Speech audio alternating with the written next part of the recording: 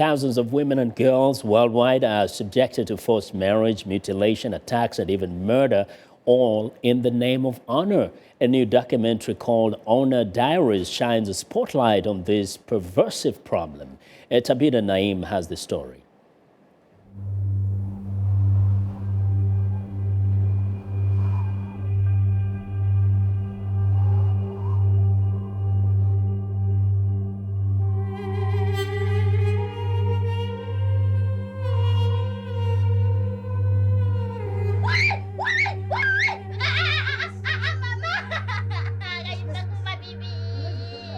Female genital cutting. Most commonly done before puberty, some young girls will have their clitoris completely removed to preserve their virginity. I'm a survivor of FGM. I went through FGM when I was a week old. Jaha Dukore, a young Muslim woman originally from Gambia, is a survivor of female genital mutilation and child marriage. She believes that what she went through is not required by her Islamic faith. Yet FGM, as it is called, is practiced in more than 20 countries, many of them Muslim, around Africa, the Middle East and Asia. It also takes place in some immigrant Muslim communities, even in the United States. Whenever you have immigrants that migrate from other countries, they bring their cultures and their traditions with them.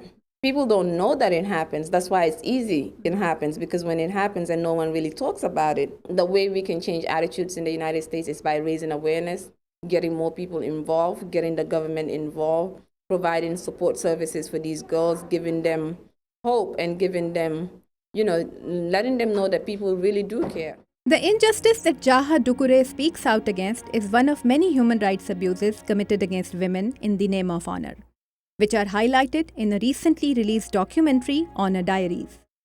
Paula Queskin is the producer of Honor Diaries and also a human rights lawyer. This is not an issue that people want to talk about. This is an issue that is swept under the rug time and time again. There is a paralyzing sense of political correctness, not only in the United States, but in many countries around the world, where they feel that if they're talking about issues such as violence against women that are sometimes condoned by culture or religion, then they're not allowed to talk about it. And that's primarily and specifically why we should be talking about it. My sister, Tabinda, was telling me how unhappy she was in her marriage. And I said to her, come to me. And she said, I can't, because I have to think about honor. She didn't want to dishonor the family by leaving her husband and divorcing him. But my sister, in the end, took her own life. She set herself on fire. Tabinda did, and she died. The documentary was a joint effort by 30 women's rights groups. Queskin says Honor Diaries is more than a movie. It is a movement to engage people all over the world. We want to have the film translated and shown all over the Muslim world. We've translated the film into Arabic, Farsi, Urdu, and we hope to have it shown and distributed as widely as possible. We're also raising monies to hopefully enact a text line and helpline here in the United States that could potentially serve as a refuge for women and girls at risk of these issues.